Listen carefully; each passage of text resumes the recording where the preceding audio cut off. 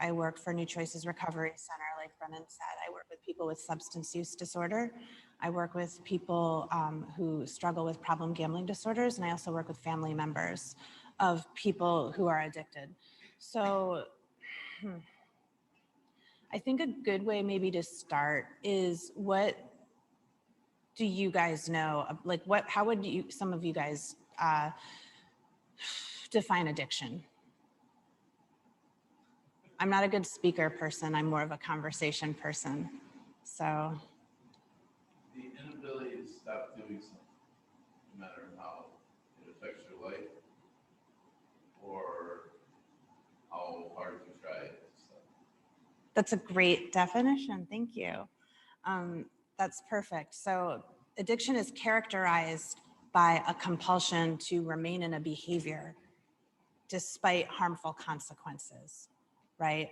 And it can be a very frustrating, very terrifying thing. When we think of the word addiction, primarily substance use disorder comes to mind. Would that be accurate for most people?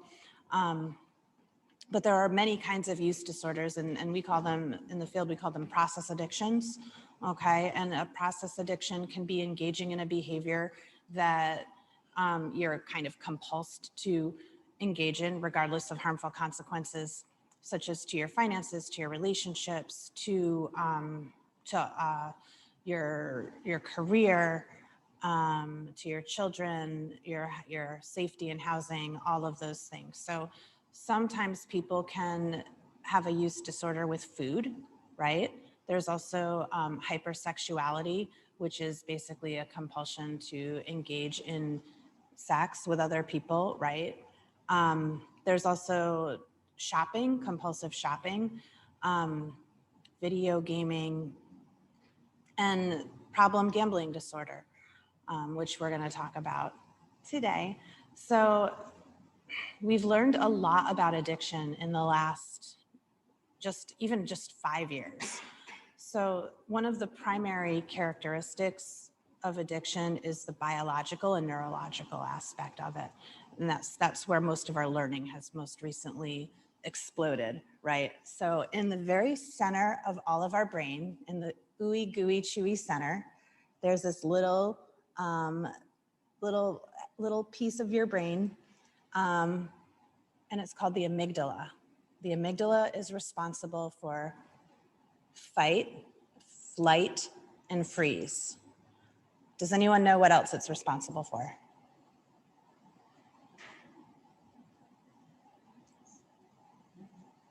Pleasure, right? Yeah.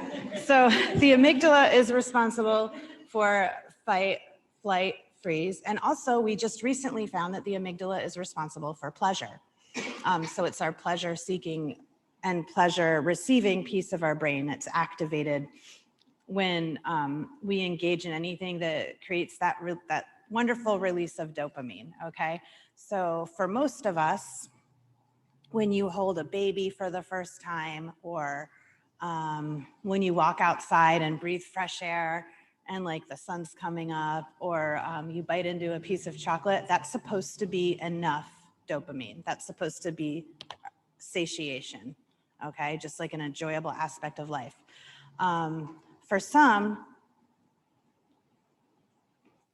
okay, so the amygdala has a relationship with another piece of the brain called the prefrontal cortex. Does anyone know what that's responsible for? Okay, rational thought, okay, balance, goal setting, and determining and evaluating the kind of situation you're in. The relationship between the amygdala and the prefrontal cortex can become very damaged by things like trauma. Okay, so for example, if I get into a really bad car accident and there's like a loud crash, glass breaking, and like I'm sitting here and somebody drops their glass and I hear it break, I might jump, and because of the bad accident, my amygdala is going to communicate to my prefrontal cortex, something really bad is happening. And my prefrontal cortex is going to say, oh man, you're not safe because the last time you heard that noise, something really bad was going down. And my heart rate might go up. I might start sweating. I might just be really like terrified and escalated, you know, and it could go on for like 20 minutes, say, until I'm able to calm down. If I hadn't been in that accident and I hear a glass break, my amygdala is going to tell my prefrontal cortex that was a loud noise, and my prefrontal cortex is just going to say, you're fine, don't worry about it. It was just glass breaking. And my amygdala is going to be like, okay, thanks. You know, so fight, flight, and freeze. Okay, so you can see how if there's damage between that communication line through post-traumatic stress disorder or through repeated use of a substance, or because of any kind of trauma or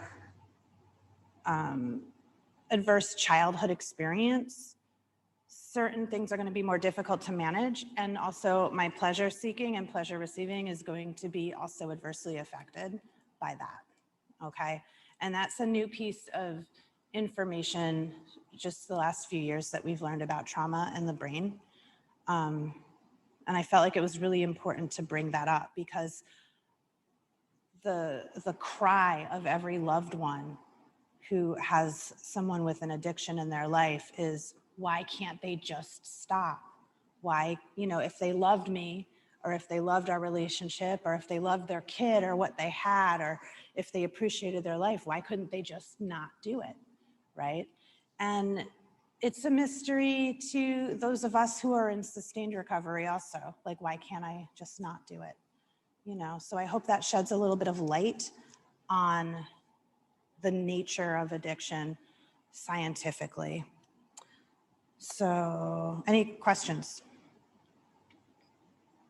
Awesome.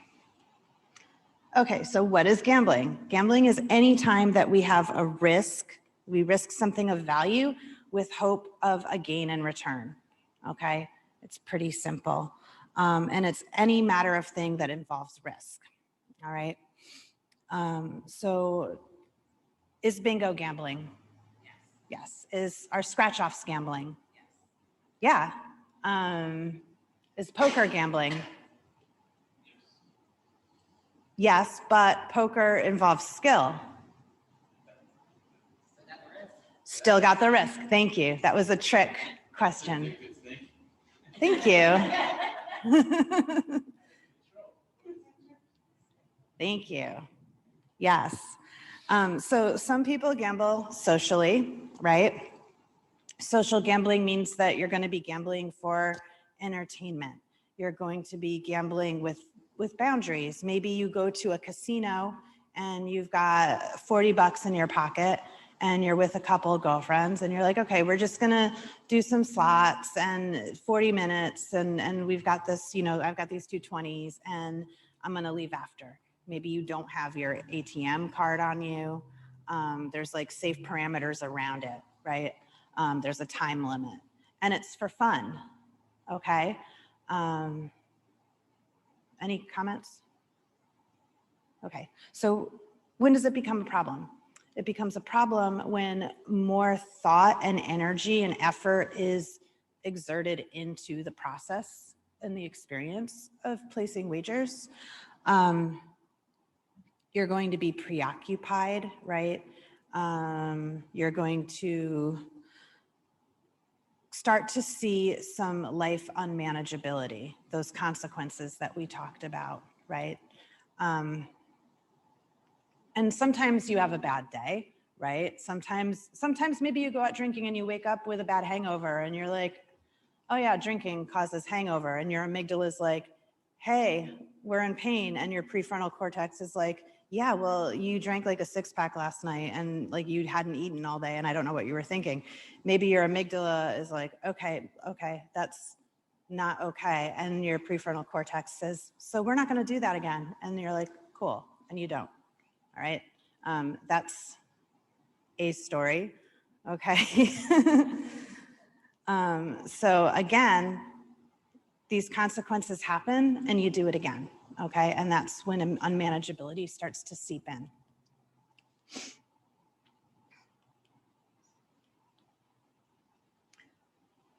So what do we know about problem gambling in the United States of America? It's not necessarily super discussed. You don't see a bunch of public service announcements about it on TV or like, you know, on your commercial break or whatever. It's generally, I would say that gambling is pretty much probably celebrated and glorified.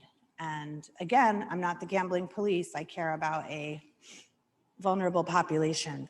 So it feels a little subversive to do this in Saratoga Springs because we have all this, right? We have all this because of gambling, right? And we have all this built on the backs of some people that are really hurting as well, which is really tragic. So when we talk about that, there are a lot of things that we see when gambling is in a town, right? When gambling is a celebrated piece of a community. And when let's start with the small community, the community of the family, like the family homeostasis. So the quality of life impact can be mood swings, okay? There is a physical withdrawal period for people who are engaged in the problem gambling process, people who are gambling problematically is what I meant to say. There's physical aspects to it. You know, there's heart rate increase, your pulse goes up, your breathing intensifies, your pupils actually, what's the word? Dilate, yeah. All of those things actually happen when because it's pleasure seeking, right? And it's pleasure receiving and your amygdala is like freaking out, okay?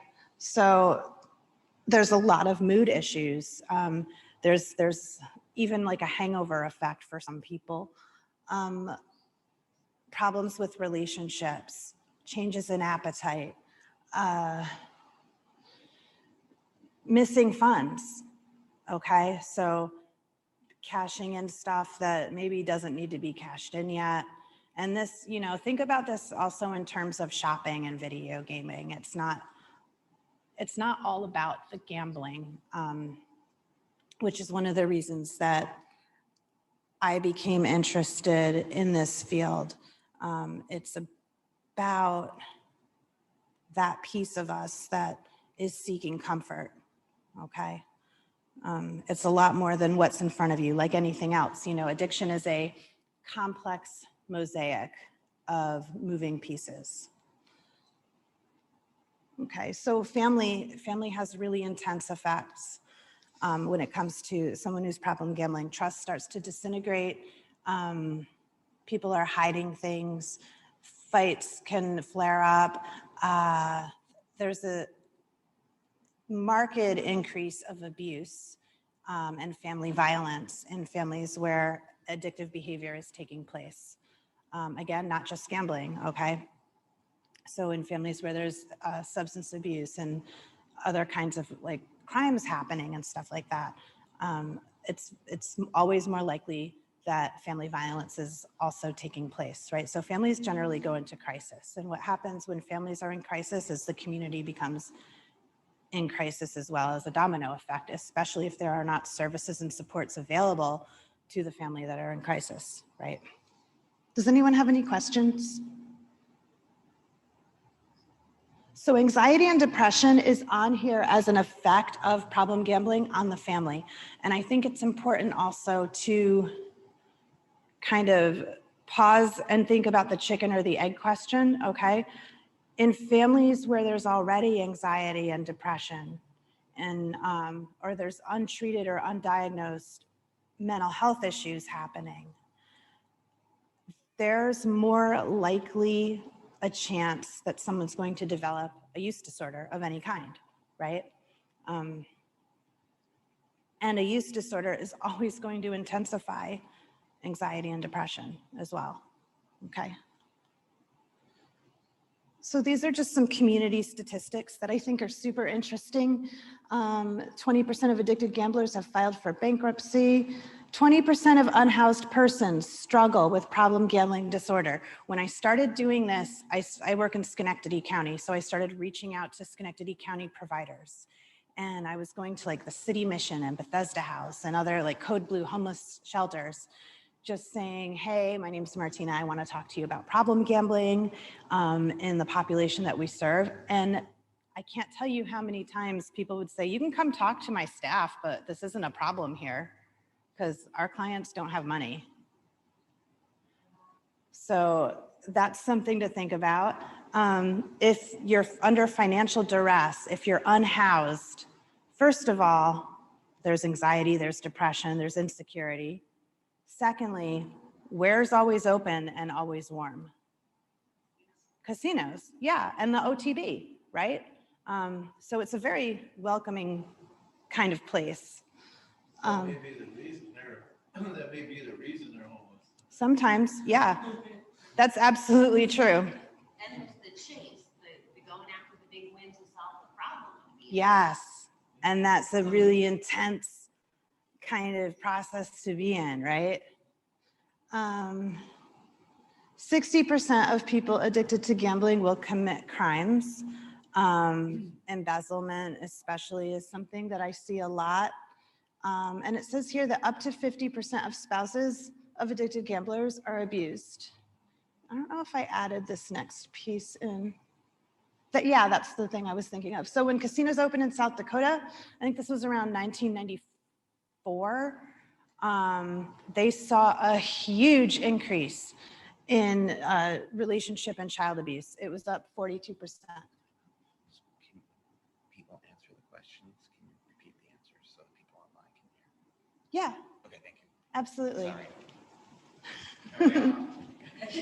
Thanks, Brennan. Sorry.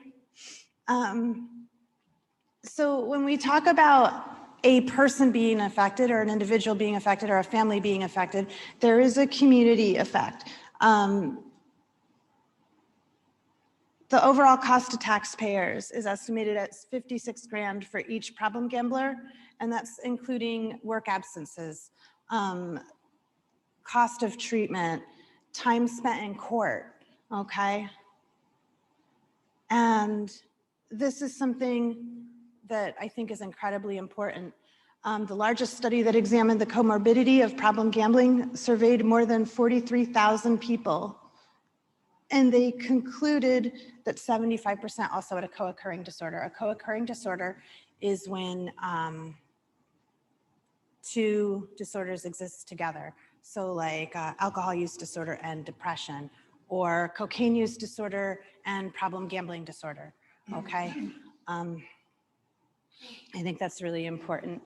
And that's another thing that gets overlooked sometimes in treatment. People don't generally get, or in like drug court, inpatient treatments, people don't generally get evaluated for problem gambling disorder, okay? And if they do, it kind of gets overlooked because one disorder will sort of like overshadow another for whatever reason.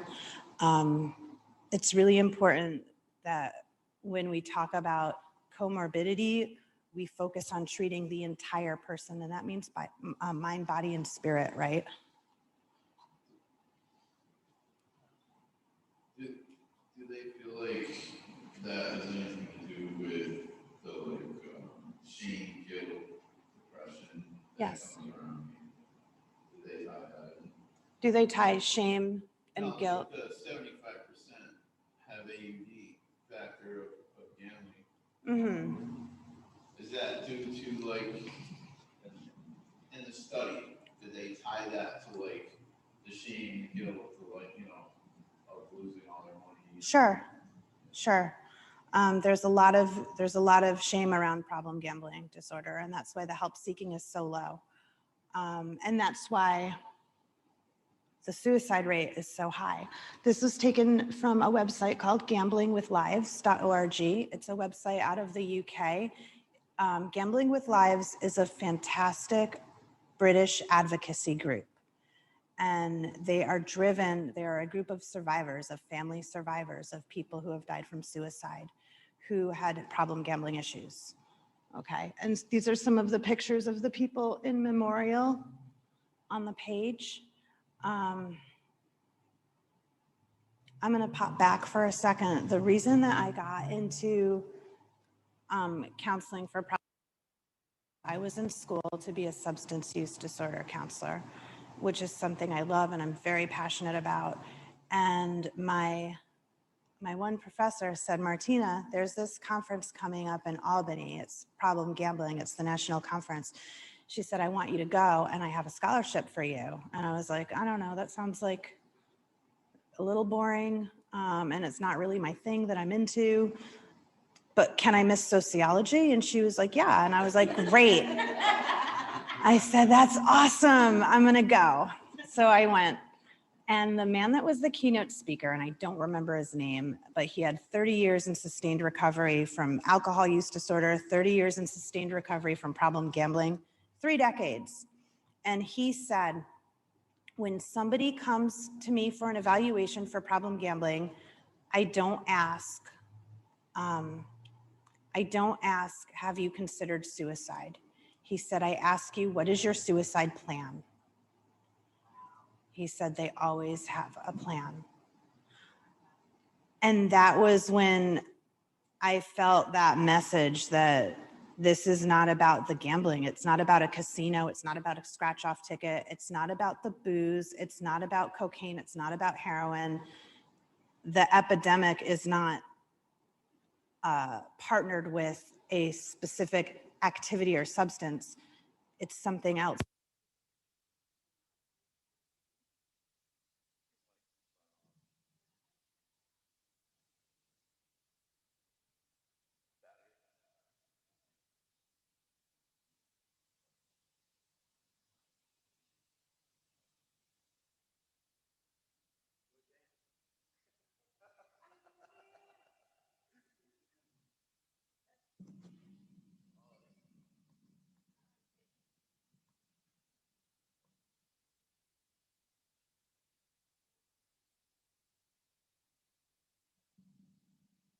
Okay. Does this work? Okay. Thank you. So the end game of all of that is it's always, I'm going to control and enjoy whatever the thing is that I'm doing, and I will pursue it to the gates of death and insanity, right? And we will always pursue it to the gates of insanity and death. No? Okay. When we talk about a use disorder. So that's how I got into it. And sure enough, the very first person that I ever saw one-on-one for problem gambling sat in my office, and I will never forget him. He was about 75 years old and his hands were shaking. And I said, thank you for coming in. What brings you here today? And he's like, well, I'm nothing. I'm a degenerate. I said, who told you that? You know? And he had these beautiful blue eyes that I know had seen the birth of 5 children, you know, and does this work again? Whoa. And the war in Korea, you know what I mean? Like this was not a nobody. It was not a nothing. This was a person, you know, a person with a gambling use disorder, right? A person that felt like he was at the end of his road. And he said, I'm gonna go drive out to the middle of nowhere, and I'm gonna bring my diabetes medication. I'm gonna bring my insulin with me, and I'm just gonna pump myself up and die. And that was his plan. I didn't even have to ask him. He volunteered it because he was in that much pain, because he was about to lose his home over his addiction to scratch-off tickets. Okay, and this is a man who had fallen through a lot of cracks, you know. And I think that's something that's important to talk about when we talk about recovery or support or treatment for any kind of addiction, is we have to talk about the fact that you do not have to be in crisis to start to ask for help. We have to normalize help seeking. Nancy, did you have a question? You kind of answered my question when you kept talking. So it's the sheer desperation of everything I worked for, my whole family, my house, everything. I've just lost it all. So I'm truly just worth nothing. I'm a loser and I hurt everybody I love. Yeah, so There's when, nothing left. yeah, so Nancy pointed out that a lot of times leading up to someone taking to their own life, there's desperation, there's feelings of worthlessness, and I have nothing left. Yeah. Yes. In that particular situation, you had talked about earlier, you had said that usually gambling there's usually another disorder that goes along with it. In this gentleman's case, was it just a gambling addiction, or did he have something that drove him? Thank you for asking about him. So Jody just asked, in this person's case, the story I just told you, was there something else? Like she asked about comorbidity, basically, what else was going on with him? He had an incredibly violent childhood. So the more we explored that, the violence that had happened in his life early on, the more he was able to kind of start to heal his trauma, you know? Yeah. So this was the most consistent. I was online. I went through tons of peer-reviewed studies from 2000 to like a month ago. And the most consistent answer I could find was 50%. It said in the treatment field, it said that problem gambling has the highest suicide rate of any other addiction. I believe that to be true. And I also personally think that the suicidal ideation is higher than what I'd found reported there. I think it's probably, I'm gonna say that everyone I've talked to has considered or attempted suicide who has a history of disordered gambling.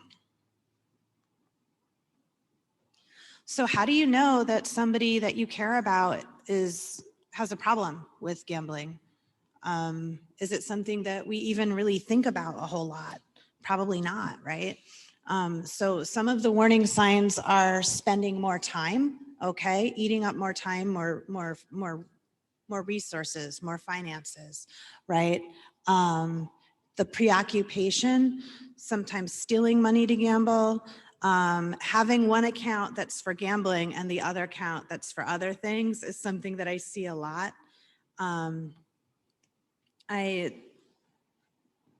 I see also a lot of people who are in trouble with their employers for embezzlement, just taking money from work, okay? The intention is always, after my big win, I'm gonna put this back, right? And I can see that, you know? So the time spent that kind of eats into time that you would be spending with other people or doing meaningful activities or time with family, time with things that bring you joy.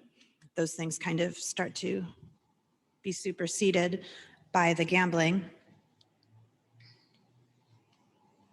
So this is a really simple tool that we use in treatment called the LieBet tool, okay? But this is something that you can use with your loved ones. If you find out like, if they seem to be spending like a ton of time on scratch offs and you find like a stack of scratched off stuff in like the trunk or whatever, you want to ask somebody, do you feel like you're spending more and more time or you're betting more and more money in pursuit of the same excitement? You know, like, do you need to spend more money at the casino to get the same effect that you would normally get is, I think, a good way to word that. And then, do you ever lie? Have you ever lied to people that you love? Have you ever lied to somebody that you care about in order to cover up what you're gambling or how often you're gambling?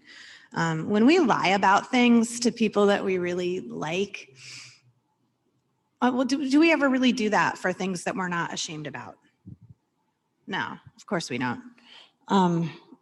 So those are two questions, and we call it the LieBet, and it's really easy. And if they answer yes to more than one, that's when we refer them to a more detailed evaluation. Okay. Something also that I added in there to the assessment, because I think it's important, is the financial issues, crime, SUD issues, other mental health problems. If that's happening in someone, if somebody that you know and love is in consistent crisis, they could also be at risk for suicide. Okay. And suicidality and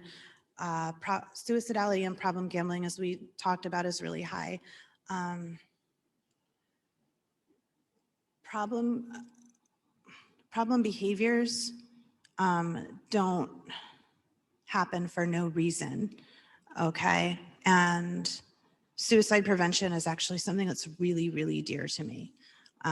So I think that it's really so important that we normalize saying to people that we love or people that we care about, or the guy at Starbucks that makes your coffee, like, how are you doing today?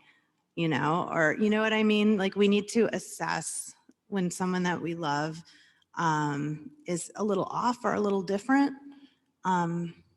Just kind of like take time out from that rush to say, hey, I'm present with you. I'm with you in this moment. You know, we ground each other in those moments. We get real in those moments, and they're so, so vital. Okay.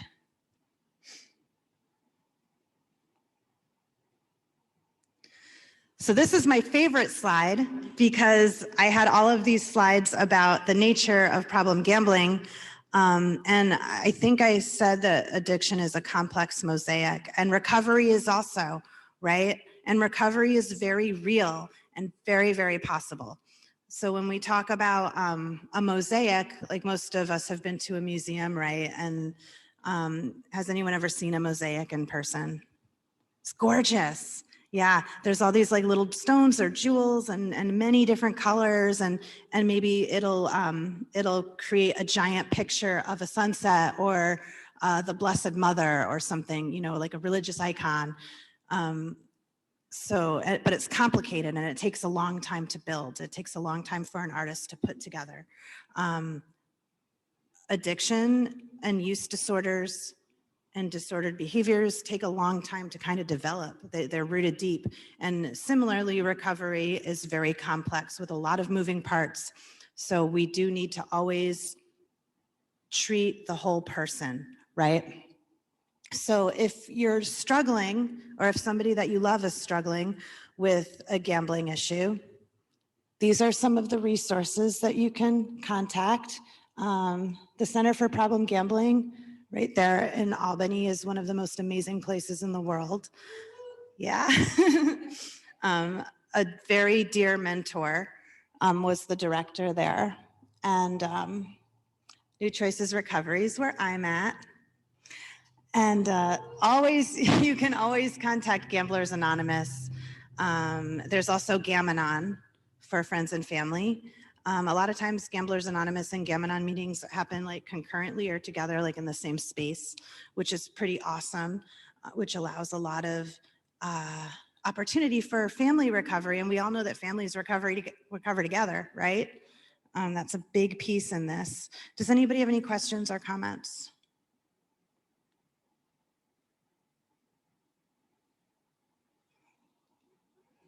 Okay, so I brought with me today my dear friend Bobby the Awesome.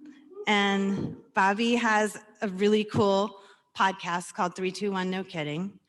And she's a beautiful soul and a beautiful speaker and a person in sustained recovery from problem gambling. So I'm going to give you this thing.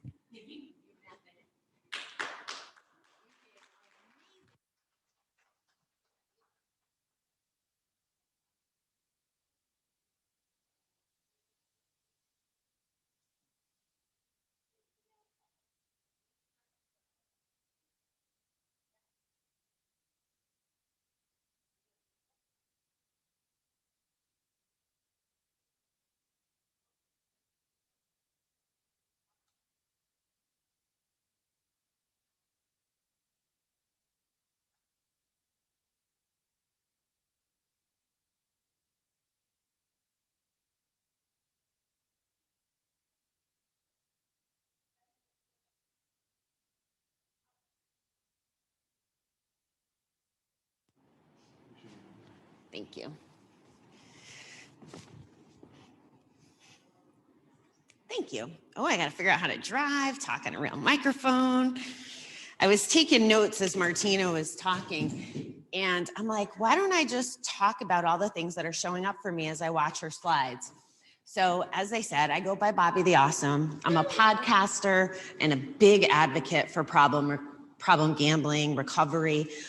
And I've been on quite a journey. I have about 6 years combined time away from gambling. It's broken down. Thank you. I'm already really heightened emotion by a lot of things that Martina has said and some things going on in my life that I'll probably share. So bear with me if I get a little weepy. But my recovery is broken down into 2 segments. I had 2 years and then I relapsed in 2016's basically a blur. I think what people don't understand about gambling addiction is all that brain stuff that Martina was talking about, that's happening. And I would black out in gambling the way that a drinker blacks out with alcohol. I would wake up in the morning and find just receipts from ATM machines and hours were missing. And I don't think people understand that, which is part of why I try to be a voice in this arena. So if you'll bear with me, I'm going to cheat in my 2 places because there was so much gold in what Martina said. Which button?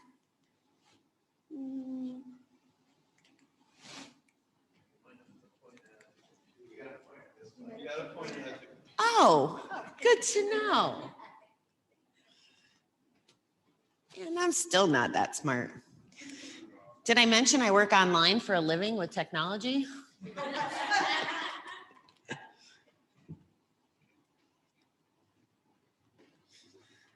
The good thing about recovery is I know how to laugh at myself. Reset. I think the battery may be dead on that. Do I just wave a magic wand then and then they move? Oh, I heard something.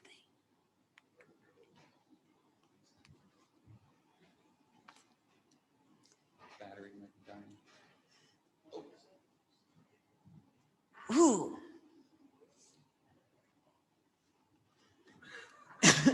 I guess this is the limit. Okay. Do you want me to come down there? Is that better? I can change it for you. Okay, thank you. I will. When? Okay, so what is gambling? I want to share with you at this point a little bit of my recovery history.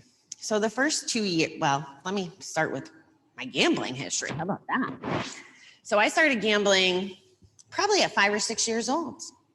And I started gambling in a way that I don't think people understand or recognize as gambling as a child. I used to go to the amusement park and play in an arcade. And I would put money, risk the money for a reward, right? Get those tickets, go get those fluffy stuffed animals, whatever the thing was. And then, I don't know, 8, 9, 10, bingo with grandma. What an amazing time. So it started building in the background. We weren't talking about that 40 years ago. It wasn't on the radar. And people still don't think of the normal activities like bingo in the arcade. I mean, when you think about a Dave & Buster's or a Chuck E. Cheese, we're programming all that brain stuff that Martina was talking about, teaching the kids to get pleasure, thinking that this is normal. It's a good distraction for the kids.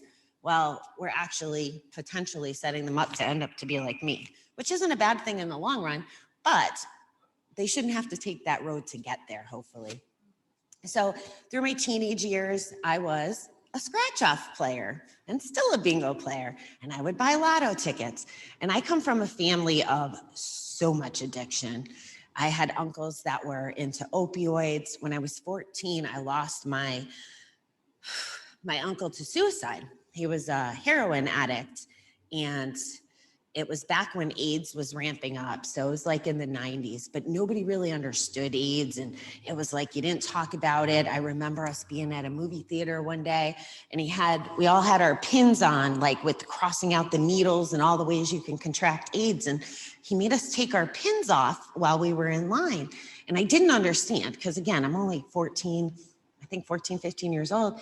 And he was trying to bid for a painting contract there. And he didn't want anybody to know that we were advocating for AIDS awareness, HIV awareness. And he was in love with this darling lady, and they were both in recovery, and she broke up with him. And he thought he would never be loved again because he was HIV positive. So he took his own life. And learning from that and through the rest of my childhood, my biological father, and I'm telling you this for a reason, it's not the sympathy game, but to give you some color around my journey, my biological father left us when I was 10. Mom didn't know how to drive a car, how to do a checkbook. I mean, she just didn't have the wherewithal. He was a very mentally abusive man, and I've come to find out physically abusive. And he was a drinker and a pill taker. And I remember one day, I was about 17. He started dating my aunt, by the way, the uncle's ex-wife that I just mentioned. Really sick and demented stuff, right, for a teenager to see. So he's dating her, and I go over one night and I said, listen, you messed up with us. You messed up with the kids in the new family, but you have an opportunity to do right by my first cousin. And if you take care of her and you do the right things, I'll let you back in my life. But he never did. But the scariest part of that evening was when he opened the door, he said, I was so nervous about seeing you. I had to take pills and alcohol. I got my blackberry brandy and I went and I knocked on the neighbors' doors for pills. So this is the messaging I'm getting. And by the time I was 17, I decided I don't want to be an alcoholic. Like they're all just, I don't want that. But what I didn't realize was the bingo in the background, the scratch offs in the background, the activities I was doing was like planting the seed for this amazing gambling addiction journey that I was on. So that's kind of why I'm telling you this. So in my early 20s, I was living with my aunt and uncle, and there was kudos to Connecticut. I was living in Connecticut, and they were having a study on problem gambling. I didn't know it at the time, but the qualifying questions for this study was the 20 questions that we use in Gamblers Anonymous. And I qualified for the study, and it was a 6-month thing. And I had to go see a counselor, I don't know, every couple of weeks. I had to go to Gamblers Anonymous meetings. And at the time, I wanted to be on Wheel of Fortune. I just knew I'd crush it. And because I had to go to the Gamblers Anonymous meetings as the requirement for this study, I went there and I told them about trying out and stuff. And they're like, that's gambling. No, it's not. It doesn't cost me anything. Well, didn't understand. Only went to the GA meetings to humor the program. And I didn't gamble that 6 months, but it was really more about my pride, not about whether or not I was a gambler at that point. Again, reflecting back, not knowing at the time. So I move into my 20s. I end up getting married. I start dating I was a truck driver, an over-the-road truck driver. And the first 4 years I did it by myself. And how I would schedule my breaks, because you have to go to sleep when you're a truck driver. You have to pull over. There's rules and laws, and it's really important. And man, I found every casino parking lot across the whole country. And that's how I would strategize my routes, the loads I would take. And when I got married, it got a little bit more difficult because my husband, he didn't like waking up in those truck stop parking lots to see me missing. I would park when I was supposed to be driving, and he would be sleeping, and he'd wake up, and I was not earning us money. I'm off at the casino, losing more money. And the really scary thing, and there were slides on here, and we'll get there, I guess, but about what we do to our family. So at the time, it was 2001. So we had September 11th, and the world was changing, and the fuel prices were like $4 and $5 a gallon during that event. So the way a tractor trailer works is kind of like our car. The faster it goes, the more fuel we use, right? So if he drove over 75, I would be yelling at him, stop, fuel's $4 a gallon. Didn't matter, I just blew $4,000 at the casino. I'm yelling at him for driving fast to make up for me being in the casino. Like, that's how twisted this gets us. So he came to a point where he says, Bobby, I don't think you should be in the truck anymore. So he sends me home. I go back and I move in with my mom. And we didn't break up or anything. My ex-husband is the most freaking gracious, forgiving man that I have ever met. And I don't even know how he put up with me, to be honest. So he sends me home to mom.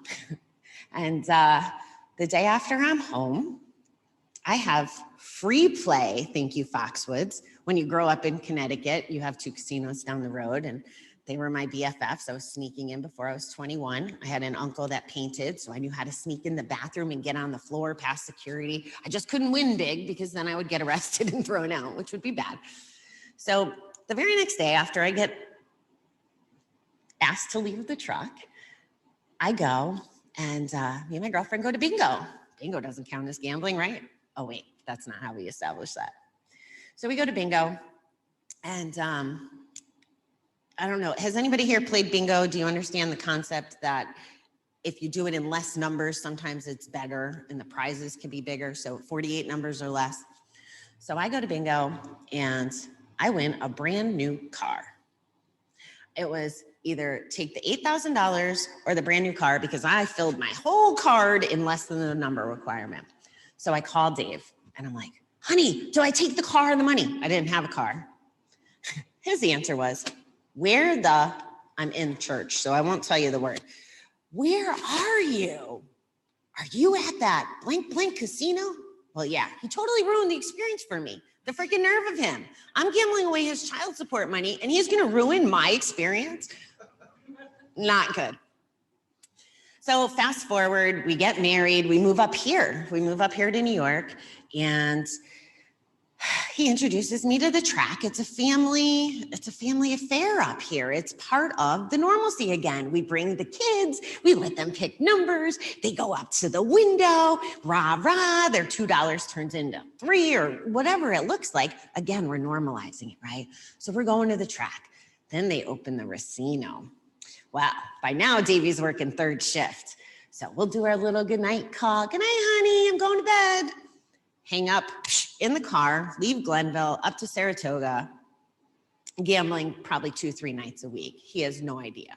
And I won't let him touch the finances. And the reason why is because I'm stealing from him, essentially. I'm stealing from my own husband to support this habit. Now he knows I gamble, obviously, and he'll even still go with me at some point, sometimes. He always didn't like it because he'd be stuck behind me in a chair like, come on, can we go? Like he couldn't get me out of there. No one could ever get me out of there once I was there. And they used to all tell me, there's a 1-800 number. And it may have come across as kind of joking, but everybody knew that I had a problem. I knew I had a problem, but I wasn't ready to surrender. I guess that's one of our favorite words in recovery, at least one of mine. So we go on, again, I get a moving sales job, plan my hotels around where I'm gonna be in casinos all through upstate New York, Vermont, Massachusetts. So I've had a pretty colorful gambling career. And now we're in my late 30s, and all in the background, I'm working at a grocery store that's here. And I wanna be the vice president of floral for this grocery chain. For whatever reason, I've heard the term functioning alcoholic before. I think I was a high functioning gambler because my philosophy was if I lost the money, I could always make more. And I wanted to be promoted and I was going to college in the background. So I still got things done, which was part of the facade, right? Because I had to look successful to everybody, but in the background, I'm doing all this damage. So I want to do it. I'm 39 years old and I get fired from the traveling sales job, not because of gambling, but just because they were a shady company. So I get hired for a director of floral job in Kansas City. Awesome. So I interviewed June 3rd of 2013, and I start on July 7th of 2013. My first clean date was August 18th of 2013. So I hadn't been there but 5 weeks, and I had gambled away my rent money. Every dime I had was gone. Here I am. I worked so hard for my dream job. I'm smack dab in the middle of the country. I'm divorced by now, and I have to figure it out. So it was a Saturday night. It was one of those blackout nights that I was telling you about. And for me, I would lay in bed and my eyes would see the bonus rounds that I had been chasing. I would just see slots like in my eyes, like you would see in the cartoons. And I'd lay there and I couldn't sleep. And you know, as we talk about suicide, I swear, like my uncle that killed himself saved my life, and I think he's going to save others through my voice and being able to have that ripple effect, because I remember what it felt like to be a survivor. And I can remember thinking, I can't do that to mom. Like, it's already happened, right? And I think that's really what saved me, was knowing that experience. But I did it. When Martina said, it wasn't the, are you suicidal? It's what's your plan? And I had always known that, being a professional driver and knowing how people drove, that I could die in a car and no one would know the difference, because I know who the jerks are and I knew how to make them look like it was their fault than my fault. So the thoughts were there. Luckily, very luckily, I had the experience to not want to do that, and that always stayed in my gut. But that was really one of my lowest points. So that Sunday morning, I got up and I got on the computer and I started looking for a second job, and I started looking for a GA meeting. And that Monday night was August 18th. I walked into a GA meeting in Kansas City. And that was the first time I surrendered on some level. And I bawled that whole meeting. And it was purposeful intent, right? Like I was at GA because I needed to be and wanted to be, not like when I was in the study. And I found an amazing community there. And that was my first real exposure to recovery and 12-step. I had always resented the 12-step programs because it was like, I had to go to Alateen when I was a kid. And I was like, well, why do I have to go to a meeting? Because these people are alcoholics. Like, why do I have to do that? As a teenager, it was, well, maybe even as an adult, people feel this way, but I was really resentful. Like, it's not my problem. Who are you people? So that had always been my animosity around 12 steps. And even the whole time I had gotten, like I said, over 2 years, and I would call it GA junk. And I hadn't found a higher power. You couldn't talk to me about religion or spirituality. I was there out of fear and desperation. And I worked the program and I tried. And I did a pretty good job. I was involved. And as time went on, in the background now, I'm drinking again. And I've been drinking, like it was different phases throughout my life. Always had some questions in my mind. I always had a little fear, but as time went on, I wasn't as intimidated by it. So my drinking was ramping up.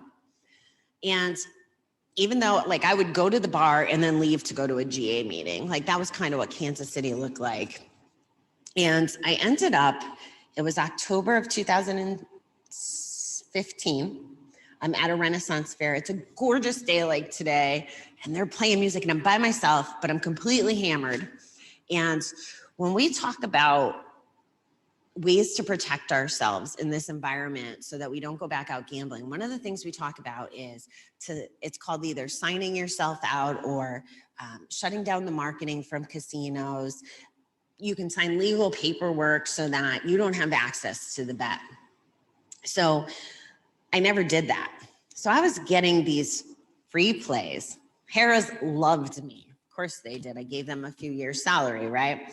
So I'm getting all this mail for free plays. And on this particular day, even though it was beautiful, even though there was nothing inherently wrong with the day, I go home and I grab the free play out of the mailbox. And by now they missed me so much that they had probably 10 times multiplied what they started sending me when I first quit gambling. That's how bad they missed me. And I went to the casino and I gave it back. And Thanksgiving that year, everybody knew that I was alone in Kansas City. So different people were asking me, do you want to come over for Thanksgiving, Bobby? Do you want to come over? And I would say, well, Martina invited me, thank you. Or Nancy invited me, thank you. Well, that was true because I've never been a fan about lying, but this is what comes with it, right? So I wasn't lying. You both had invited me. I had no intention of going. I was already planning out my Thanksgiving at the casino. And when I had quit, like I said, over 2 years, it took me a long time to clean up some of my mess, but I had gotten to $3,000 in the bank. And that was the most money I've ever had in my life at one time. It was like amazing till that Thanksgiving. And I wiped out my whole savings account. And as I said, 2016 is a blur. And I didn't realize the magnitude of it until not too long ago, maybe the last year. I have a 16-year-old niece. She was showing me pictures of herself. And I'm like, who's that girl? It was her in 2016. I didn't even know who she was. I was feeling as an aunt, right? I was so in my own stuff. So I finally, I did enough damage. My personality's changing. My team notices. And in Kansas, the way it works, they have a good relationship with the casinos, and the casinos have to sponsor treatment. So somebody in my GA group, I call him my GA husband. He's wonderful. Him and his wife are amazing in the community. Bobby, you can go to treatment for free. Kansas will pay for it. Well, how am I going to miss 4 weeks of work? I can't do that. And it's a money problem. Like, who's going to pay me? Well, thank you, universe. I go to an employee enrollment, you know, when you sign up for your new benefits. So I go in, and come to find out, because of my position, I have 8 weeks of short-term disability that I didn't even know I had. So, okay, so wait a minute. So treatment's free and I'm going to get paid to go. Like, the obstacles were just clearing when they were supposed to clear. And I was trying to go in February, and they probably thought I was crazy, because now looking back, I was probably the only person they've ever had that was like trying to plan her trip like a vacation to rehab, because like I wanted to know the plan and the curriculum, and is it okay if I do this? And well, I still had one more free cruise from the casino that my mother invited herself on, and she couldn't go and I wanted to go. So she invites herself on the cruise. And well, I partied like a rock star. That was my last hurrah. If I can never gamble again, I am going to gamble epically, which I did. I got myself in more trouble, partied the whole time. I would get up, hang with mom and pa, be sloshed in the afternoon with the adult friends, and then it was spring break. So then I'm now drunk with the kids in the middle of the night, sleep 2 hours and do it all again. But I got it out of my system, supposedly. So in the meanwhile, I'm back interviewing here to come back here, because I know it's very destructive to stay in Kansas City. Even though I love it, there's like 13 river boats. So, you know, to go to the airport, to go here and there, they're everywhere. So I actually negotiated my job to come back here while in treatment, and flew out the day before or day after the cruise, whatever, to interview here. And by the time I'm released, it's set up, I'm coming back to New York, which is good. My family's all in Connecticut. It was a good approach. And to get out of treatment, you had to have an aftercare plan, is what they called it. And in that plan was the Center for Problem Gambling. But I didn't know. And again, the excuses, even though I had now 28, 30 days clean, the excuses were still, well, I don't even have medical insurance yet. I didn't start my job, and blah, blah, blah, blah, blah. Well, the center took me in for free. And they gave me a counselor, and they gave us 3 groups a week, and they did community stuff. And it was amazingly epic. Totally changed my life. Still went to my GA meetings, was doing that. And now we get into my recovery, right? So I'm driving to meetings from the center on Monday nights, and I hear Recovery Elevator. It's a podcast about alcohol or living a sober life. And I'm like, I love this guy. Like, the things he's saying from an alcohol-free perspective applied to gambling. There was so much that was so similar. And I was like, I need to do a gambling podcast. So it took me a while to get the courage, but 321 was born out of going to my meetings, listening to my podcasts, and it's been amazing. And the reason I share that with you is because now I'm exposed to different experts. I go to that conference that Martina was talking about, the gambling conference, and I learn. And I'm not a CASAC, I'm not a professional in the sense of qualified, and I'm delicate about advice. You know, I'll share my story, I'll share my recovery journey, but the mosaic, when you were talking about the mosaic, so epically true. I've had GA, I've had the center, I've had not specific with all of the different resources up here, but they show up at the recovery events in the park. And there's been a myriad of things, and it's all like this magical mosaic community, I guess. And I've been very blessed to be part of that. and to have a lot of the exposure I have. So that's kind of where I'm at today. And if it's okay, I'm going to go through the slides because I know there's other points that I want to mention. And I don't have the clicker anymore, right? Does anybody have any questions before I get into reflecting back on the slides? Right? You have it, right? Next.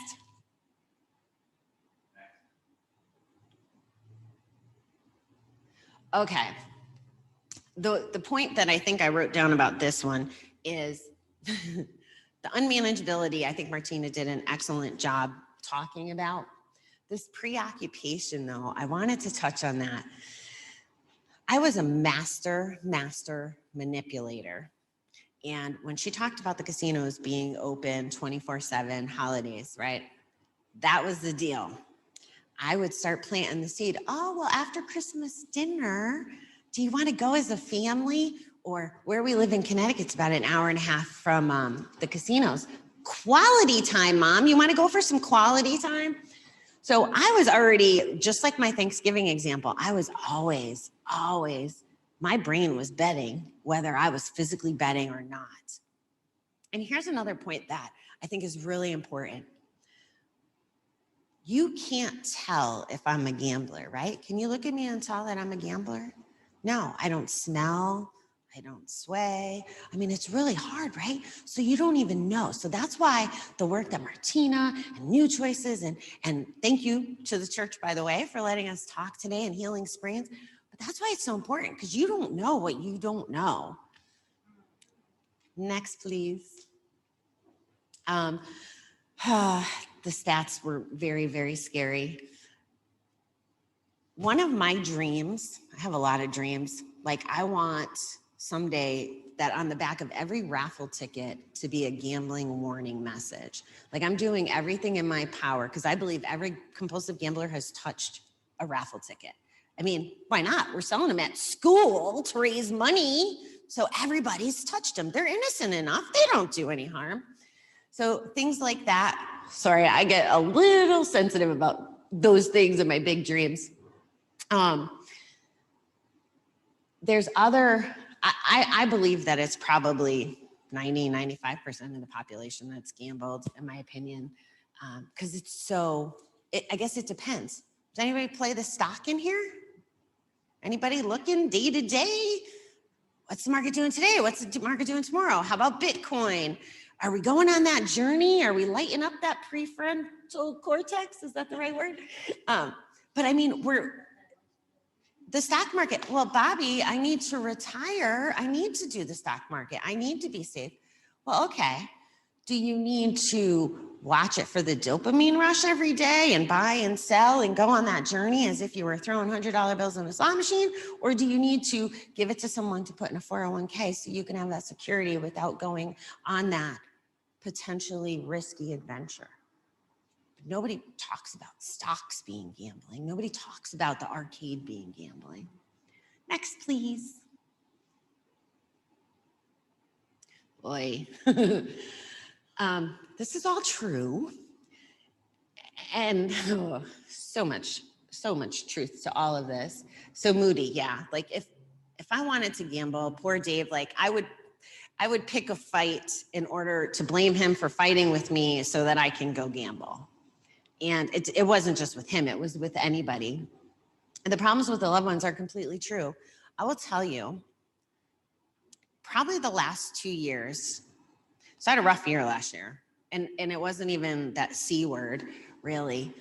It was, I went on my first sober trip. I went to Asia and met a bunch of strangers with that other podcast. And while I was there, this was interesting. I was in Cambodia and Thailand, and our tour guide from Cambodia told me that gambling was illegal there. And we were chatting about it, and I was like, well, why is it illegal? And he said, well, because crime and suicide went up when there was gambling allowed here, and ever since we shut it down, right? I know, I got chills because you were mentioning that. But a country smart enough to handle that. But I will tell you, when we crossed in the border, the streets were lined with people selling like their version of scratch off tickets. And the only place to use the ladies' room, the first time I had been in a casino since I quit, was when I went to go make this pit stop. I didn't even know I was walking into a casino, but that's what was at the border. And it was like, luckily, I'm a big advocate for transparency. So luckily everybody knew that I was a gambler, and the team kind of made sure I was good. So that was great. Cashing in insurance policies and retirement funds. So when I was in my 20s and I was fighting to go on Wheel of Fortune in that GA room, there was a lady who was about my age now. And she was telling us how she gambled away her retirement. And my smug little self was there going, well, that'll never happen to me. I'm smarter than that. That can't possibly happen. Well, I've lost my retirement 3 times over. And I'm a believer now, through this journey the last couple of years, that everything happens for a reason, but I think it's more than just that sentence. I believe the universe has handpicked me to go through this journey and get the experience that I've gotten and be the big mouth that I am, even though I'm very scared about standing up here right now, and hopefully you can't tell. But I believe that I'm handpicked to do this, and that every experience given my way was for that. So now every 20-year-old, every 25-year-old that walks into a recovery room I'm in, I tell them about that lady and how I ended up to be that lady. And I tell them what an amazing chance they have at life to not have to take another 25 years like I did to figure it out. So some of my philosophies. Next, please. Yeah. Okay, this might be where I lose it a little, but I'm going to tell you the truth. My mother had a suicide attempt this past Mother's Day. She's still in the hospital, and she's starting to progress. And even though she was a drinker and a gambler, it wasn't necessarily something we called out. But I want to talk about the effects on the family that addiction does. She has a mentally ill son. She has a daughter that has this history. It's already in the family. And she hasn't gone on her own recovery journey. She hasn't figured out how to take care of herself. She hasn't figured out how to have the boundaries. Instead, she just carries it all and consumes it all and tries to fix if she can. And if she can't, maybe she has some more bush. I mean, it's been this cycle of her not taking care of herself for so long. And I truly believe that that's what got her here. So my brother was a drug addict. I still can't even tell you if he's clean or not, because the Suboxone and the medical weed, and I mean, it's so murky. And I think his brain has just been so abused by the substances. And she's his mom. She wants to take care of him. She wants to take care of all of us. And I'm calling this out because, again, I believe that everything that comes my way is part of the story that I need to share so people can think about this. Even if you're not the gambler, the drinker, the whatever, even if you have no affinity to addiction, which I don't think there's a person who doesn't know someone or isn't impacted, it's important to know we need to take care of ourselves. Like, we need to take care of ourselves. I've come to believe, and again, not from a professional lens, but from my journey, from hearing other people's journeys, from meeting the experts, the 75-year-old man that had childhood trauma, I 100% believe in my gut that addiction stems from something we didn't cope with. And trauma can mean many things to many people, but it's a coping mechanism. That's, to me, what addiction is, and that we have to resolve. We have to resolve what's broken. I've had a lot of broken. And I never touched any of it until the last 2 years. And it was the snowball. And as I started telling you, I'm in Asia, I'm in Cambodia, and my biological grandmother's on her deathbed. And I talked to her from Cambodia. And I come back from the trip, and I'm at the bar, with the people I had my last drink with. So here was the requirement of the trip. You couldn't drink you could, I guess, but his ask was that you didn't drink 30 days prior to the trip because it's a recovery trip. Okay. So again, just like that study, I'm going to do what I told. Like I have this responsibility thing so I can kind of follow up on things like that and do well. So, okay. So December 16th of 2019, I was at a Christmas party with some people. That's where I had my last drink. The trip was January 21st. So I come home and I'm out with the people I was at the Christmas party with. And we're at a bar and I'm like, I'm going to see if I can have fun without alcohol with the people, see how this goes. So I was early. I'm always early. And me and one of the other fellows is there and I get a text. My estranged biological father died the same week as his mother. Oh, guess what? I'm the oldest kid. Guess who gets to throw the funeral? Okay, I can do this. So this was as we had the funeral the day before COVID shut down. And what was really tricky is there's two sets of us kids and then there's my first cousin. And my first cousin actually loved him and had good memories of him. The rest of us, us two girls were like, how are we supposed to feel about this? And then the two boys, the two very engaged in drugs. Am I okay on time? Okay. I saw you moving back there, Mark.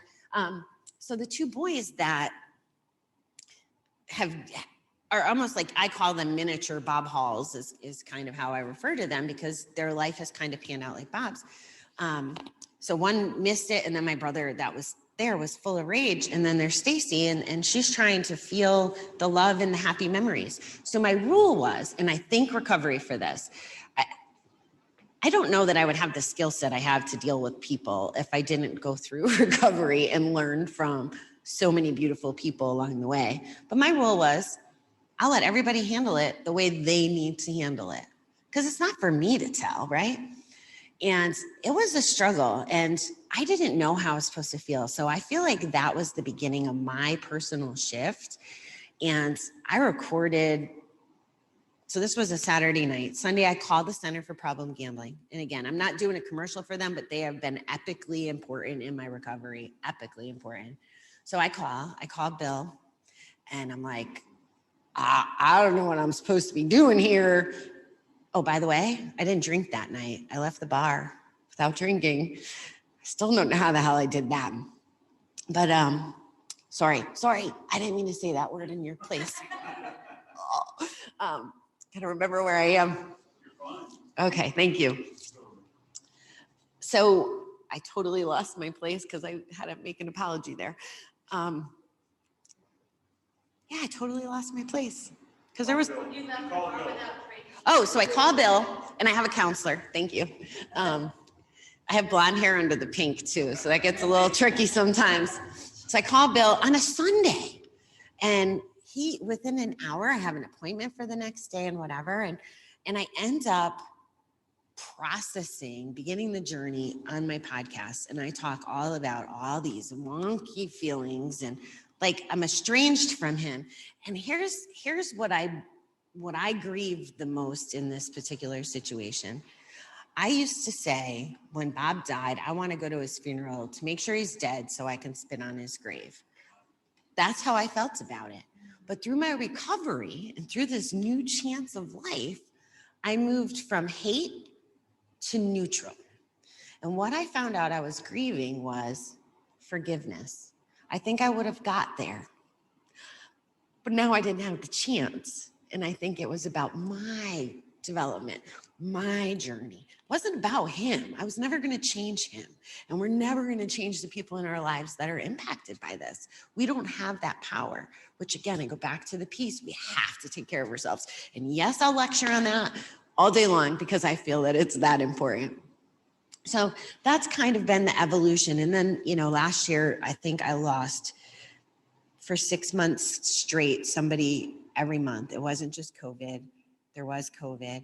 Somebody died every month. I hadn't figured out that stuff. I was trying to digest a breakup. And luckily for me, I had sent a really nasty text. The worst thing I've ever done, I feel like, in my life, the prior November, because this guy, he was the one, like, the one. Like I actually started to understand what the movies were when they were like those magical moments where, you know, the moments you cry when you watch a movie. I never understood. What are those sappy people doing? Well, I found that guy, but we weren't together. And I had sent him, the whole time we were together, I was a better person in that relationship than I had ever been. So I had never really done the nasty blows or the fighting or the stuff. I had a new set of skills in my toolbox. So this text I felt horrible about. So I stopped talking to him. And I was so afraid that I would drunk text him and act that poorly again that I was too afraid to drink last year. I didn't want to do that to him. I didn't want to hurt another person. And as this journey has gone, I have all these tools in my toolbox. So alcohol has fallen out of my life without much intention. And I don't know, I'm a year and a half or whatever without alcohol in addition to gambling. And it goes back to that point too, like when we start doing that work and fixing what was broken or healing. I'm not sure if you've heard this statement, but I love it. And it's such a powerful philosophy about resentment and hate. You know, resentment is thinking that if you drink the poison, someone else will die. I mean, part of why my mother is where she's at, I believe, is she has a brother she hasn't talked to in 15 years because he beat up my brother, all kinds of dysfunction. But she hangs on to that, and at every family event, I see her body go like this, and 15 years later, like you gotta process the stuff. Otherwise, you end up in a casino or at an OTB or the places. I totally got sidetracked, but let's go, please. Okay. This bankruptcy thing is a tough one for me. I believe that's true. I believe it's maybe even a little higher. My experience has been, if I went bankrupt, I wouldn't be taking accountability for my stuff. So I haven't been able to do that. So I got 2 jobs. I did the thing. And I feel like that's part of what defines me today is not making that choice. But it's scary. And this is another part of my big dreams. As we educate people, what I'd really like to do is teach the credit card companies how to find the cues of problem gamblers and help, like almost like a, You know them.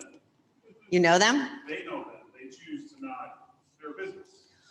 Well, I think so with the cash advance piece, but I guess what I'm saying is I'd like to propose to them, if they help the person get treatment, they can save the money that they lose on the bankruptcies. That's kind of how my brain works.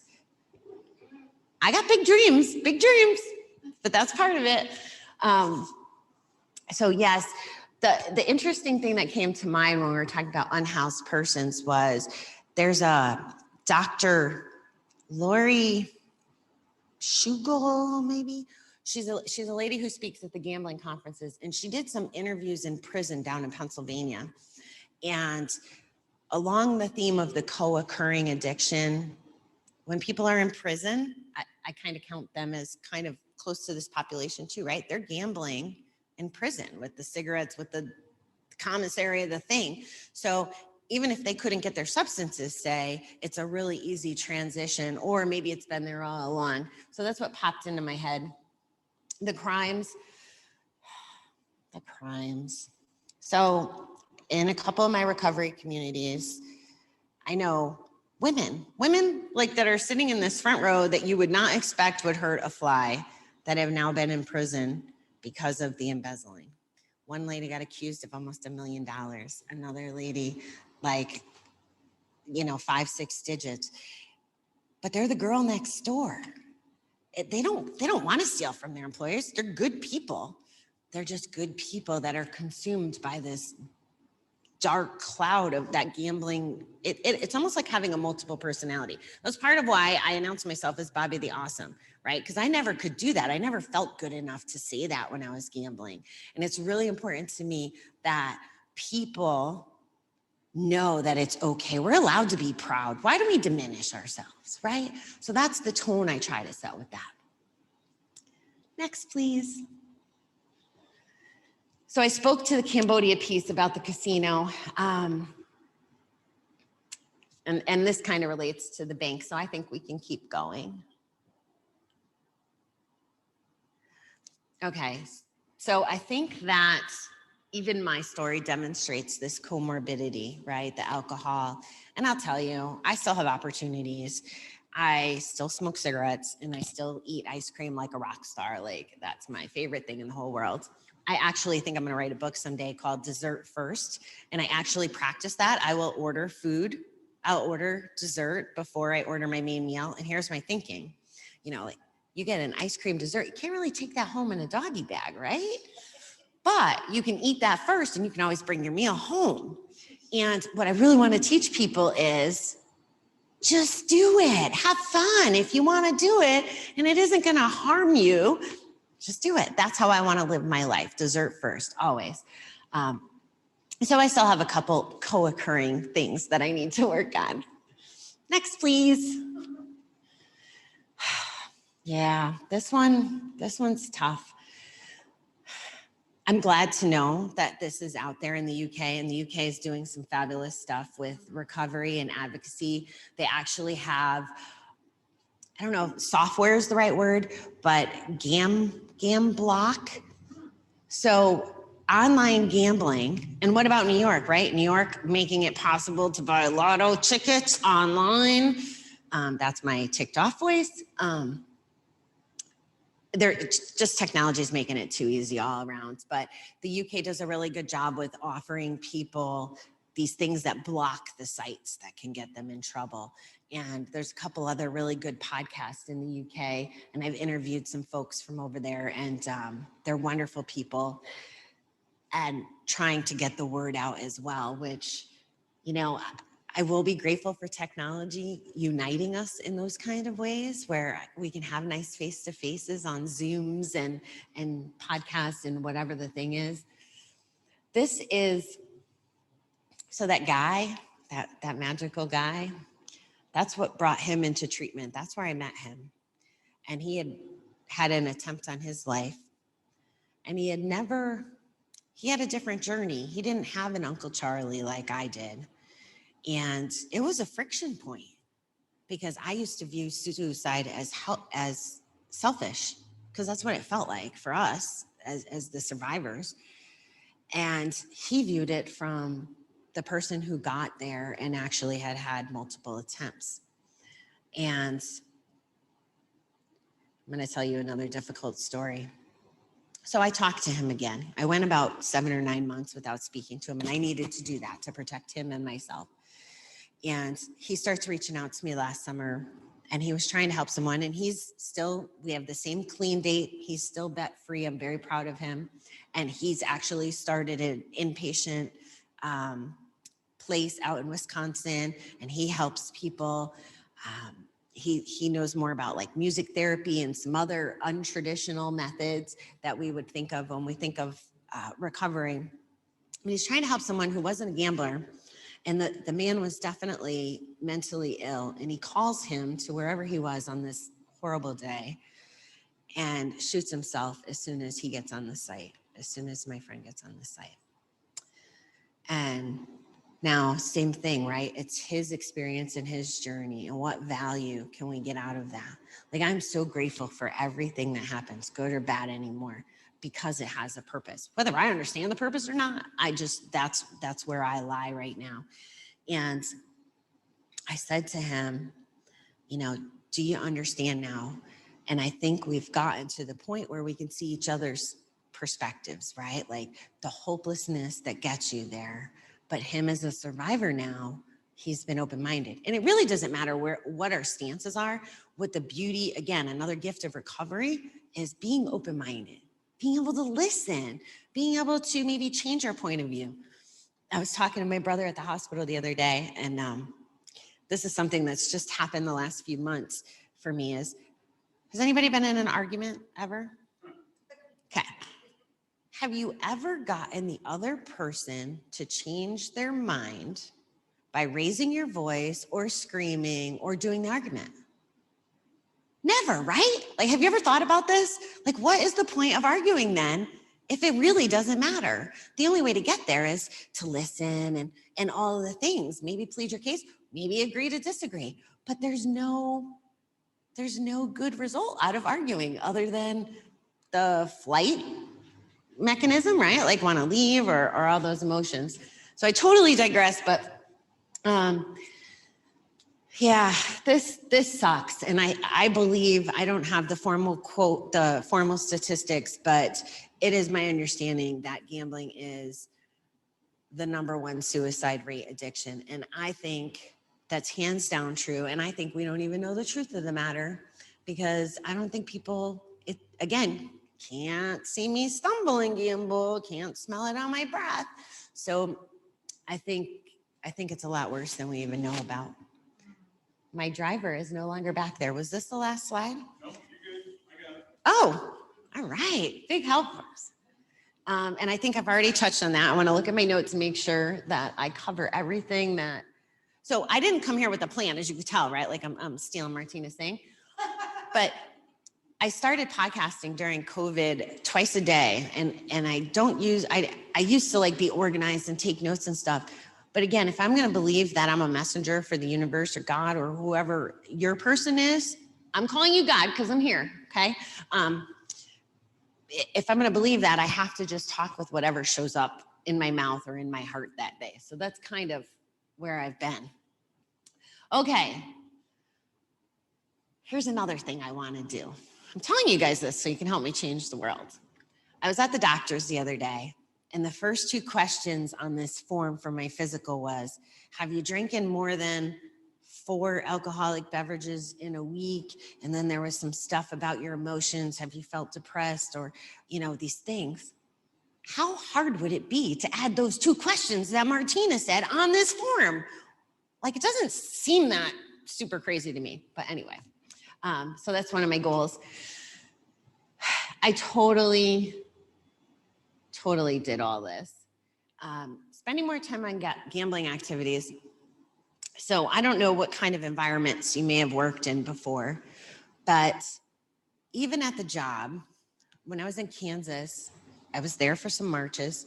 Even the owners were involved in March Madness and filling out brackets, right? Like, again, it's embedded. It's part of March. Like, everybody does it, just like July and August are track month and everybody does it. So it's easy to hide. So that's why I think it's important to focus on warning signs, because you're not going to know. You can't read my mind either. You're preoccupied with gambling. How do you know that? My employees said to me, they thought that once they found out that it was gambling, that was my problem. And I came back from treatment and I did my farewell tour. They thought it was like a man, or I was in a bad relationship or getting beat up. Like, they didn't know what it was, but they knew that something was different. The stealing the money, I had never really thought about it because he was my husband.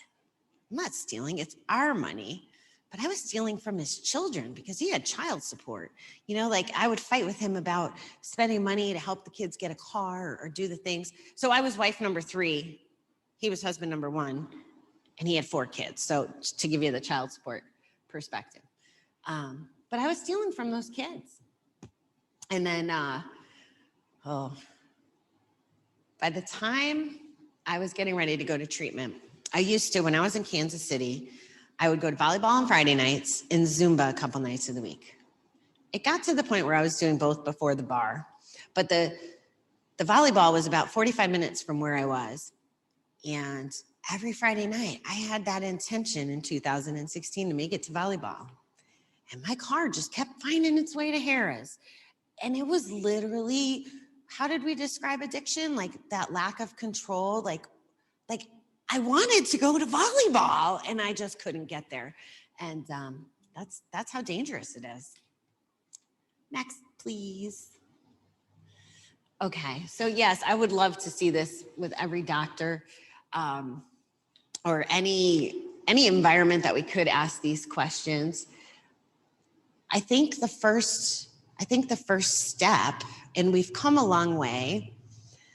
So from a 12-step program perspective, my view is I feel like gambling, like most people or some people know that there's Gamblers Anonymous nowadays, but I still feel like we're like 20 or 30 years behind. Like everybody knows Alcoholics Anonymous. Everybody knows on a cruise ship what a meeting with Bill is just about, right? But not necessarily everybody knows that gambling could even be this level of a problem, devastating to suicides, divorces, bankruptcies, all of those things, those consequences. So, by the way, I appreciate the opportunity to raise some awareness around it.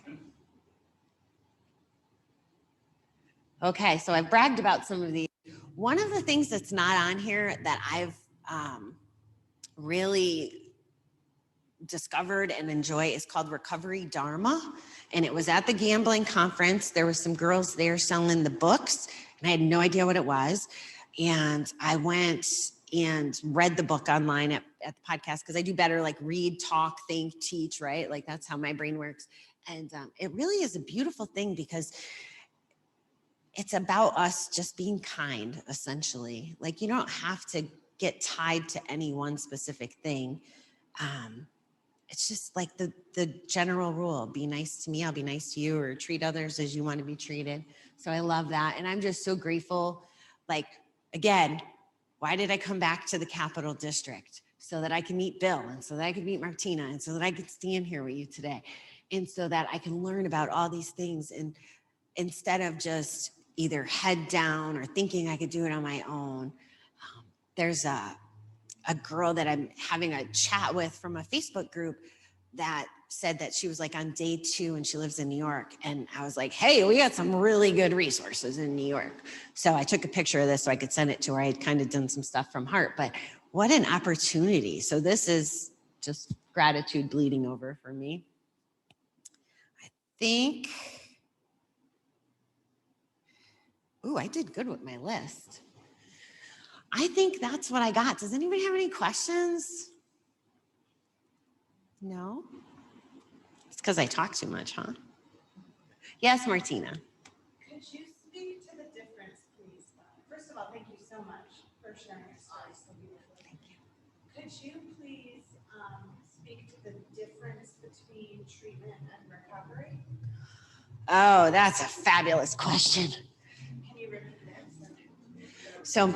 So Martina's question was, what's the difference between treatment and recovery? And if I don't lose the brain thought, we should probably talk about the difference between recovery and abstinence too. So treatment to me, is the process of getting help. So maybe you have the counselor who coaches you or gives you the good advice, or the Martinez of the world, or the people who lead you in the direction, or we call where I was in Minnesota treatment. We were in treatment. We had the rules, the schedule, the meetings, the meditation, the whole gamut. So that's like the act of getting the information or the help. To me, recovery is applying that information, living it, sharing it. I mean, the fundamentals of, I think, any recovery program is about giving back. It's about giving back and like the pay it forward method. And to me, that's what it means to be in recovery. My favorite part about this journey, and it blows me away every time, is reflection. So a year in, it's like, oh, I did all that. I feel this way. And then 3 months later, wow, things keep evolving and changing. And I believe in being really present and mindful. So I try to do that as well, but it's kind of fun to be reflective and take note of that, and also be like, wow, if I grew this much in this amount of time, what's it going to be like in a year from now, or 5 years from now? So it's pretty exciting to me. And then recovery and abstinence. Recovery is, to me, again, believing it, taking action. Abstinence means just removing the addiction. It doesn't mean that your attitudes have changed, your relationships have changed, your performance has changed. You're just not doing the thing. If I could speculate, it probably means you're doing a different unhealthy thing. Like I said, my sugar's ramped up, my smoking's ramped up. But recovery allows me the grace to forgive myself and go easy on myself. I'm going through so much stuff right now. Why would I put that extra pressure of being like, I have to play the quit smoking game or don't have ice cream game. Why would I do that to myself? Then I'm harming myself. But recovery gives me that perspective. Not gambling doesn't give me that perspective. Does that make sense? Wow. Yes. So what you're saying then is recovery is best out of all life, because abstinence, you stop what you were doing, but you most likely incorporate something else in your life. But recovery for you is now going to be, well, for anybody with addiction, is going to be a lifelong journey. You'll be in recovery for the rest of your life, is what you're saying. I feel that way. And it's not necessarily, it doesn't even have to be another addiction. I'm guessing that most of the times it would be, or something harmful. But recovery is, for me, it's been about that digging deep and having an open mind. In the rooms, we talk about how, honest, open, and willing. Did I read your mind? Well, it's a transformation, right? It's a change. And that's the scriptural part of this, right? Sorry, but that's the part that I think a lot of people, just in general, right, that have relationship issues, just whatever, that have life problems, is they'll stop doing something, but it doesn't necessarily change the thought process. And then as soon as there's a big enough issue, the skill sets that you learn in treatment are not there to actually put you in recovery, but you're still just now, so that allows you to then flop back to where you were, right? So. Thank you. That's perfect. Transformation, evolution. It's a job too. Again, another conversation, bless you, I had this week was from someone who isn't doing the thing, but also isn't getting better. And I'm like, I get the sense that you look at me and think that this just comes naturally, but I have to work on my recovery like 4 to 6 hours a day. And what does that look like? That looks like everything from standing here to going for a walk with my friend later, to listening or reading literature that fills my soul and lights me up. Like, that's all part of recovery. Because if I'm not changing and growing, I'm probably going to end up back, like I'm already still in numb land. And that was the other thing. Thank you. The circles have got me here, but I can't remember what you said specifically, but a big part of why I went to the casino, and what I've heard a lot of people say, or gambled in general, is to numb or to escape. I don't have to think about things there. And because I was having fun, it was a lot easier to ignore my phone. Like, say if you're fighting with the boyfriend or the thing, I could ignore my phone or shut it off. And I know my friends who have been at the casino that aren't picking up the phone, chances are they're probably numbing too. Like, I could see it from both lenses of that. So escape was a word I just wanted to call out in the presentation. Thank you for all the questions. And thank you for the opportunity. I know some people that I know that, like, if they haven't gone, they might, like you said, they've stopped, but they haven't really gone through a true recovery journey. And usually what happens, they're in what they would call recovery for like 6 months or whatever, and then all of a sudden they'll just start one day and say, I don't feel any better, so what's the use? I still have that craving, or I still have this wrong relationship, or I still don't seem like I'm getting anywhere in life, so why am I putting myself through this? And then they revert right back to where they started, and then you gotta start the process all over again. So to me, I'm so glad that you emphasize that recovery. You have to get through recovery. You have to replace that addiction with good stuff. You have to take care of yourself. So it's worth it. It's worth going through the withdrawal. It's worth it because every day you're feeling better. You're looking better. You're accomplishing more. You've got something to get up in the morning and be thrilled about. The way I was. Yeah, you got to. It's like life is so much better. Why would I ever want to go back there? That's where you got to get to that point. I love that you brought that up. Thank you. The way I describe it on my show and the place I'm living in right now, I call it the bucket. So we have a bucket and it's filled with all the shit, right? Like all the bad things that got us here. So to me, recovery is sorting through it, scooping it out, right? And then replenishing it with the good stuff. And the super hard dark, deep digging, I call the bottom 3 inches. So that was my 2020, was those bottom 3 inches to get to the root of all that stuff. Fortunately for me, before all this stuff happened, this last month with my family, I had gone on a trip and I filled my bucket. I went and mended a relationship. I went to a sales training for my job. I did all the things and I had a really full bucket.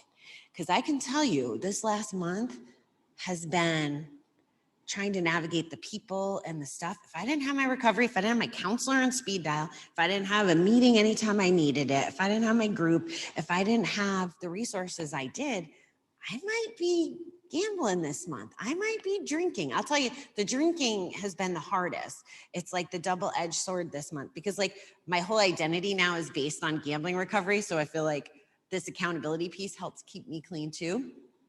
But those feelings of like, I don't want to deal with these difficult situations and relatives and why do I have to make everybody feel better when I don't feel good right now? Because that's what's been going through my head. I mean, I've lost my mind a couple times throughout this last month. And it's like, whoa, you don't get to do this to me. But if my bucket was empty, I might have lost my mind in much harder ways or worse ways this past month. Yes, Pastor Mark. So just to kind of follow on from that, because I see that as well. So what is some advice that you can give? And this is a question I've asked the Healing Springs folks as well. And like, so you have this person that's addicted, right? A friend, family, or whatever. And maybe they're in abstinence and they're reluctant to get treatment. They're not wanting to go, they're not wanting to get the help, they're not wanting to change.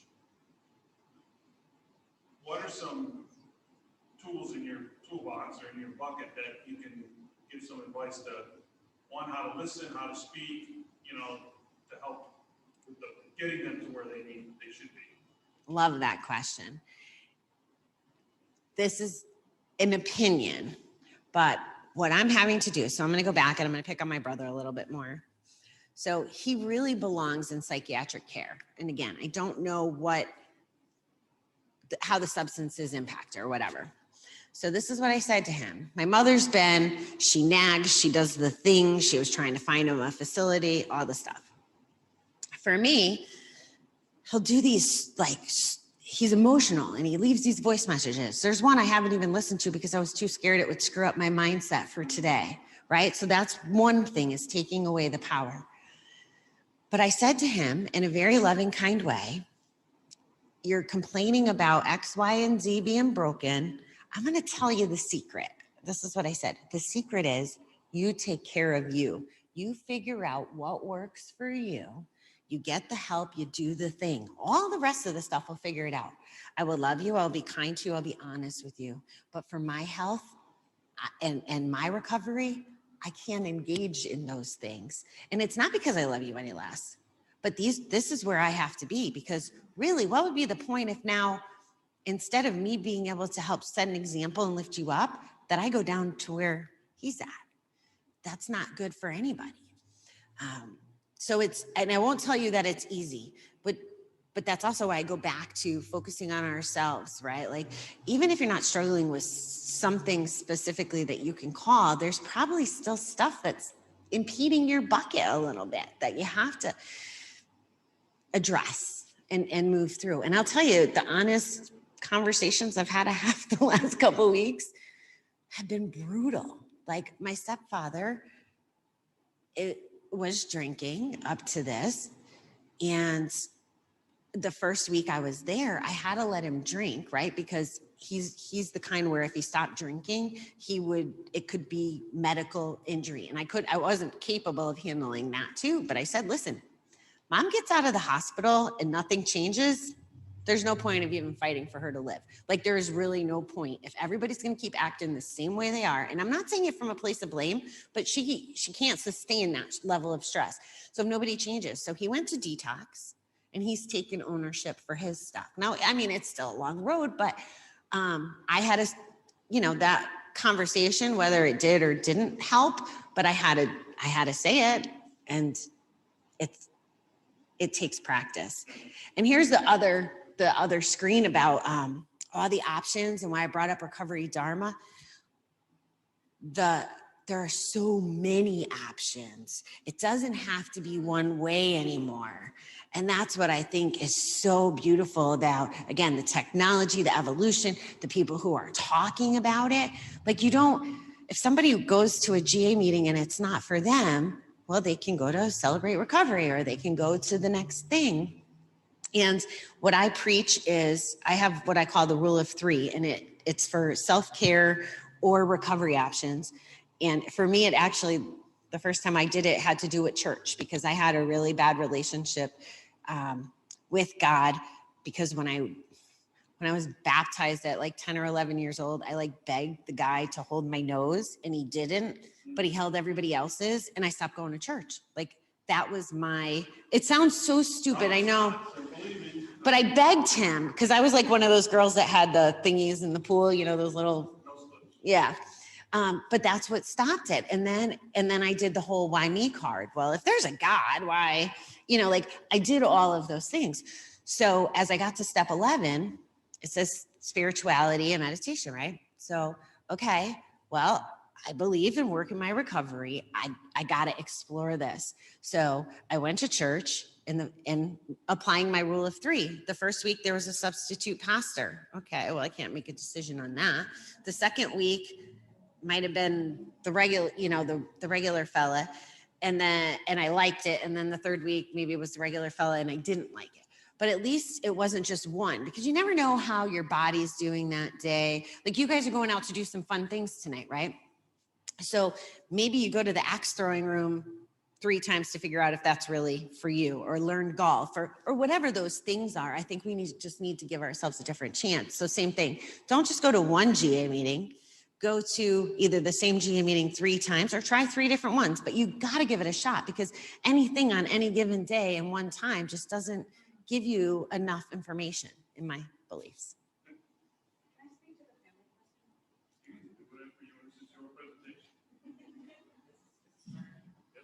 Okay, so you asked about what kind of feedback would you give to somebody whose loved ones are hurting. So something that I did want to mention is at Nutrients Recovery, some of the counseling that I do with family members is called CRAFT, Community Reinforcement and Family Training. And what we base that on is the premise that if I'm taking care of myself, the people that I love are going to benefit by that. A lot of times when we are in a relationship with a partner, or a child, or a parent who's engaged in a problem behavior, or a process addiction, or a substance use disorder, the entire relationship becomes based on that disorder behavior. If I start living a recovery-based lifestyle, the dynamics of my relationships have to change.